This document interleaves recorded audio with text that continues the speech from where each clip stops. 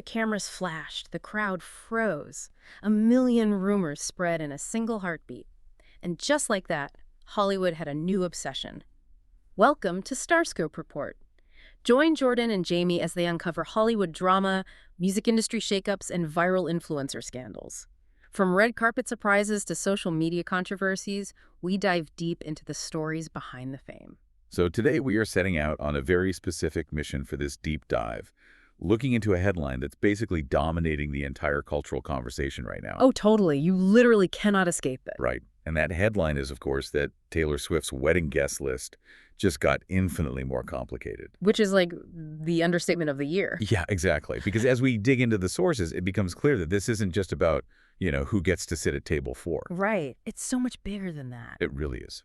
We are looking at the chaotic, unprecedented, and highly secretive evolution of Taylor and Travis Kelce's rumored wedding. It's honestly fascinating because what we're actually analyzing here is, well, it's a collision between extreme global fame and just the basic human desire for intimacy. Exactly.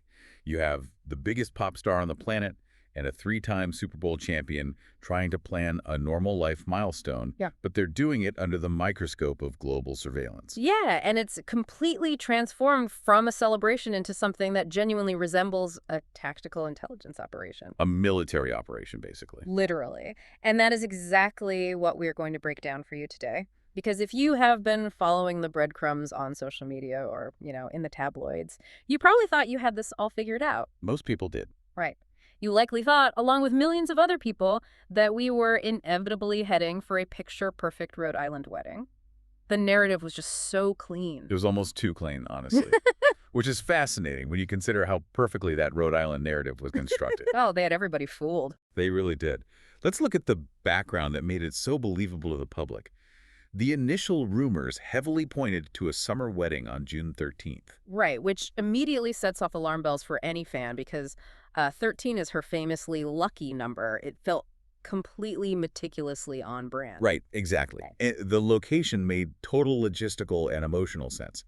She owns that stunning $17.5 million oceanfront estate in Watch Hill, Rhode Island. Right, and she just poured like $1.7 million into renovating it, too. Exactly. Plus, it's the famous backdrop for her folklore era, not to mention the site of those epic, highly publicized 4th of July parties she used to throw. Oh, yeah, the legendary Teamerica parties. Right. So if you are looking for a venue that screams Taylor Swift, that estate or the nearby luxurious Ocean House Resort was just the most logical conclusion anyone could draw. It was so logical that the internet basically just accepted it as undeniable fact. Like, people were practically booking hotels in neighboring towns. But then the entire narrative started to unravel.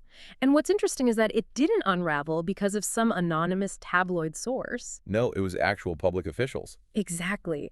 Actual public officials started going on the record to deny it. First, we had Rhode Island Senator Sheldon Whitehouse basically telling TMZ that she had passed on walking down the aisle in the Ocean State. That was the first major fracture in the prevailing theory. But the definitive debunking came from local law enforcement. Right. Westerly Police Chief Paul Gingerella. Yeah. He publicly confirmed that absolutely no permits or security coordinations had been filed for the dates in question. Which is a huge red flag. It is, because to put why that matters into context, when Olivia Culpo married Christian McCaffrey in that exact same area, the local police were completely looped in for security cordons, traffic control, crowd management, all of it, months in advance. Yeah, you can't just sneak the most famous couple in the world into a coastal town without the police chief knowing. You simply cannot host a Swift-Kelce event without local law enforcement drawing up a massive logistical blueprint. And if that wasn't enough, Tara Gerard, the high-end wedding planner for the Ocean House Resort, literally went on Instagram to clear the air. Oh, wow. I didn't realize she posted about it. Yeah.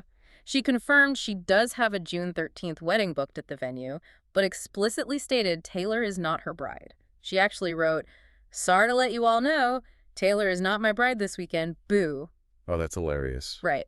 So this massive, perfectly logical Rhode Island theory just completely evaporated overnight. Which leaves us with a critical question, right? If the most obvious venue was a smokescreen, what is actually happening behind closed doors? And this is where it gets crazy. Yeah, this is where the reality of planning an event at this level of fame gets jaw-dropping. According to reports from Yardbarker, the the planning isn't functioning like a wedding. No, not at all. It's functioning like a military-level counterintelligence operation. That phrasing, military level, is just staggering to apply to a wedding. But when you look at the tactics, it's totally accurate. Right.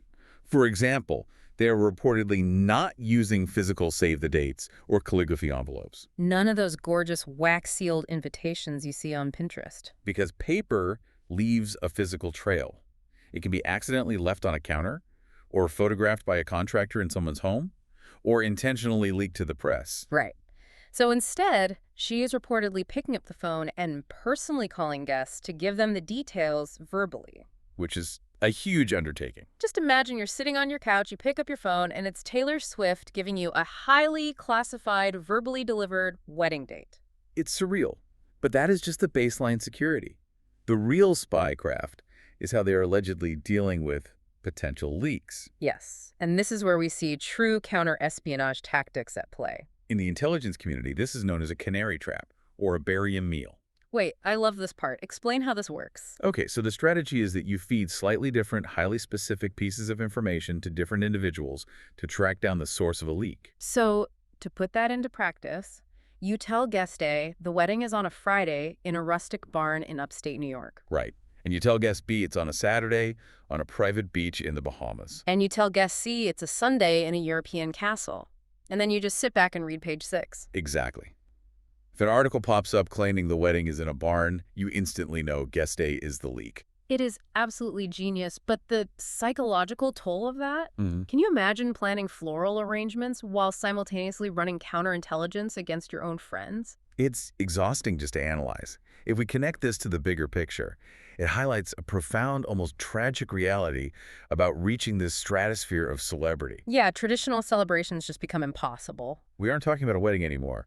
We're talking about an event with the operational security of Marvel Studios trying to protect a leaked Avengers script. It's literally like Marvel shooting 3 fake endings to a movie just so the actors themselves don't even know which one is real until it's in theaters. Taylor is basically putting her friends through an Avengers press tour. There are even rumors of multiple decoy wedding dresses being commissioned and incredibly strict non-disclosure agreements for every single vendor, down to the caterers and florists. It's a massive, multi-million-dollar investment of time, resources, and emotional energy just to secure something most people take for granted, which is basic privacy on your wedding day. Right, but wait till you hear who didn't make the cut, because the guest list just took a shocking turn. Yeah, as complex as securing a venue and address might be, securing a building is actually the easy part. The real security vulnerability isn't a location, it's the people invited to it. Which explains the absolute bloodbath we're seeing with this guest list. You can lock down a perimeter, but you can't lock down human nature. Exactly. Which brings us to the core of this whole deep dive. Taylor Swift's wedding guest list just got significantly more complicated. Let's rewind a bit to understand the pivot here. Okay. Last year, she was on the Graham Norton show, and she famously said she wanted a huge wedding. I remember that, yeah. Her logic was that if you have a small, intimate wedding, you spend the whole time stressing over the bubble, guess the people who just barely missed the cut. She explicitly said she didn't want to deal with that guilt. Right, that was the original idealized vision. But the reality of relentless leaks and the sheer scale of the media frenzy have reportedly forced a brutal strategic pivot. Brutal is the right word. When your operational security is breached repeatedly, the only way to regain control is to aggressively shrink the perimeter. And shrink it, they did. The cuts are ruthless. A strict no-ring, no-bring policy has reportedly been enacted, meaning absolutely no casual +1s. Oh. Yeah. If you aren't married or in a highly established long-term relationship, your date is not getting through the door. Which immediately impacts major celebrities. For instance, Harry Styles is reportedly out. Wait, really? Yeah. The reporting suggests his fiancée, Zoe Kravitz, is invited solo, but he didn't make the cut under the new stringent guidelines.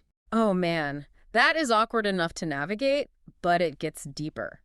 Actor Miles Teller and his wife Kelly Sperry, who have historically been super close to her. I mean, Kelly was even in the I Bet You Think About Me's music video. They reportedly didn't make the cut either. That's surprising. I know. But here's where I have to pause and push back on the sources, because Entertainment Daily is reporting that even Blake Lively allegedly missed out on an invite. That's a huge claim. I cannot accept that. Blake Lively. They're constantly photographed together. They're in the VIP tent at the Eras tour. They go to Super Bowls together. There is no way she cuts Blake Lively. It seems highly unlikely. Right. How do you even have that conversation? Like, hey, bestie, love you, but you're a security risk. I totally understand the skepticism, and it's entirely possible that specific rumor is a byproduct of the canary trap we just discussed. Oh, like a piece of fake info fed to someone to see if it leaked. Exactly. But let's assume for a moment there is truth to the tightening of the inner circle. When you are managing an event of this magnitude, the definition of inner circle has to become ruthlessly small. I guess that makes sense. If you invite one high-profile couple, you open the door to their security teams, their drivers, their stylists. The footprint expands exponentially with every A-lister you add. Okay, yeah, that makes sense from a logistical standpoint. Every celebrity brings a microeconomy of staff with them. Right.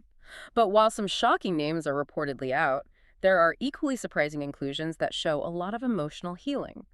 Like, Carly Kloss reportedly scored an invite to a New York City celebration, which officially squashes their years-long, highly publicized beef. That's great to hear. And then you have the bridal party rumors. Selena Gomez and Gigi Hadid are reportedly tapped as bridesmaids, with invites also going out to Lena Dunham, Suki Waterhouse, and Benson Boone. It's a carefully curated list that seems to prioritize long-standing, unshakable loyalty. But, as complicated as the celebrity-friend dynamic is, we have to discuss the most sensitive and controversial rumor regarding this guest list. I know exactly what you're going to say, and I find it so emotionally heavy. Yeah. Travis's own father, Ed Kelce, has reportedly been completely frozen out of the planning details. Kept completely in the dark about his own son's wedding. I have to be honest, I get the need for operational security, but freezing out the groom's father. It's tough. That feels like it crosses a massive line from cautious straight into paranoid. Is that even a sustainable way to start a marriage? It sounds incredibly harsh, and on a human level, it absolutely is.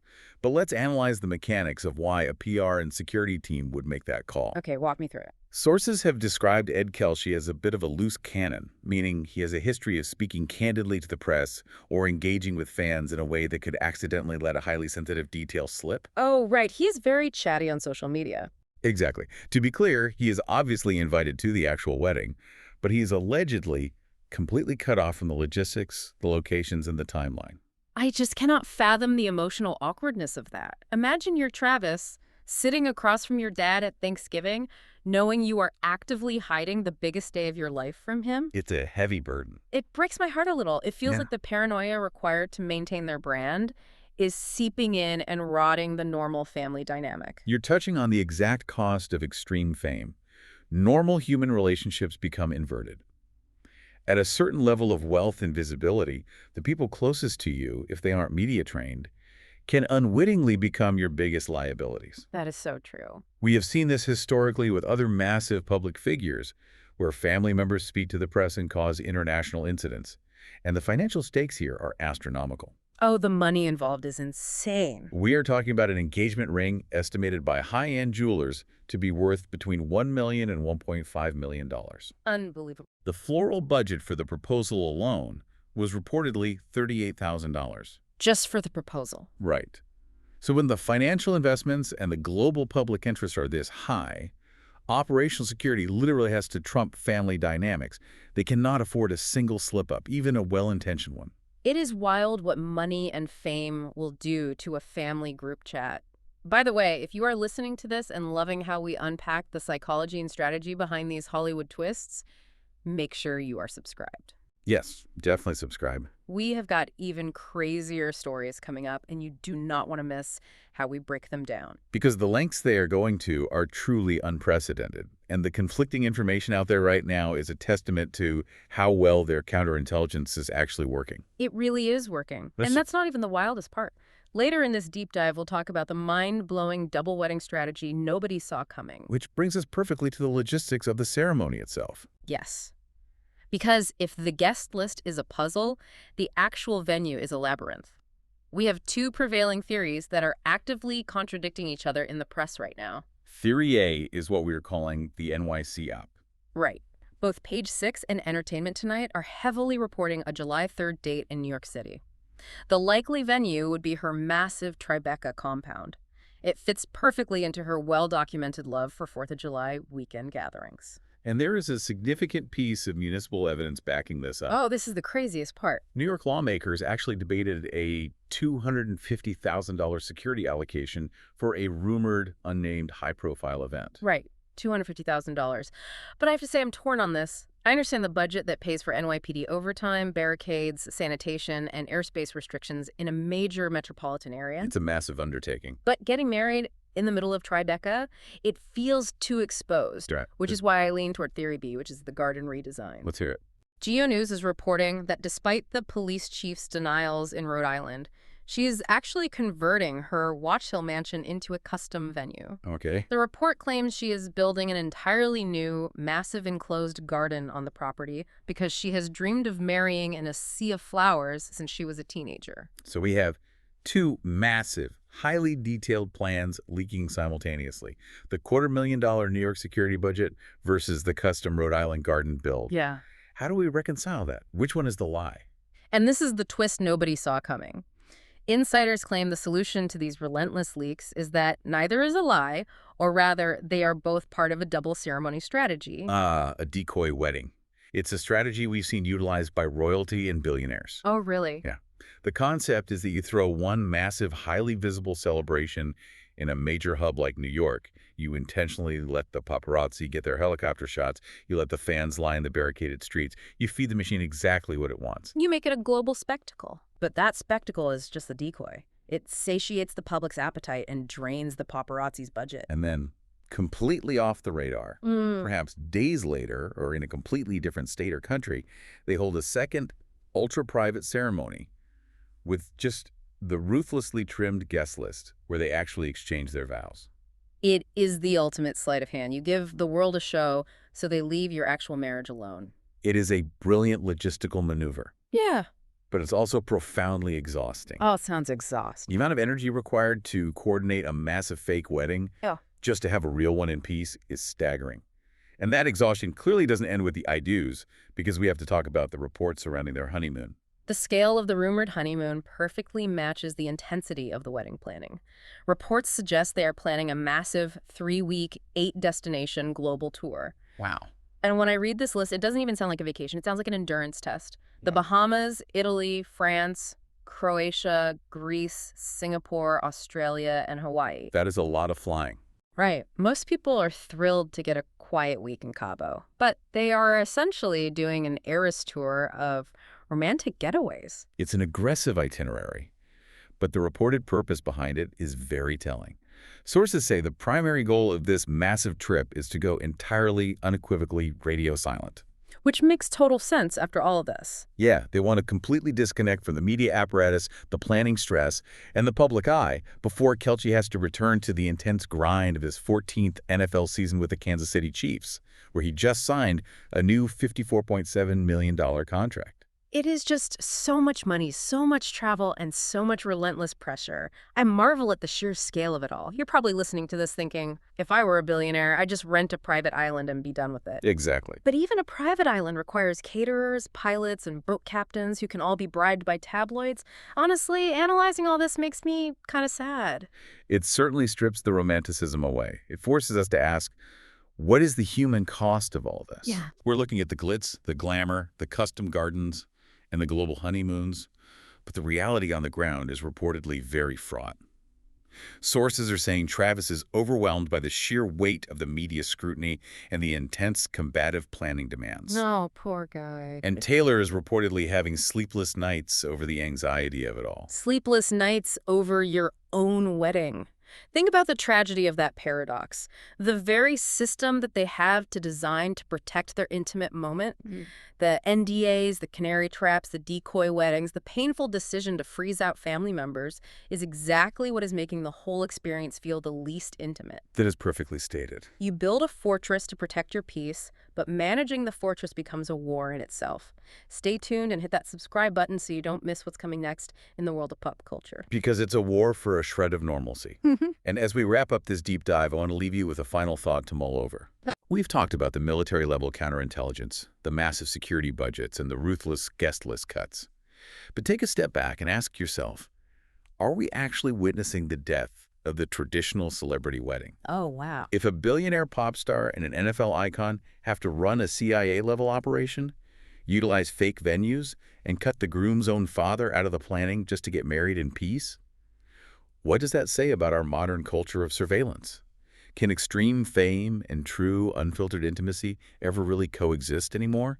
Or does the spotlight eventually burn away the very things it's trying to illuminate? The cameras flashed. The crowd froze.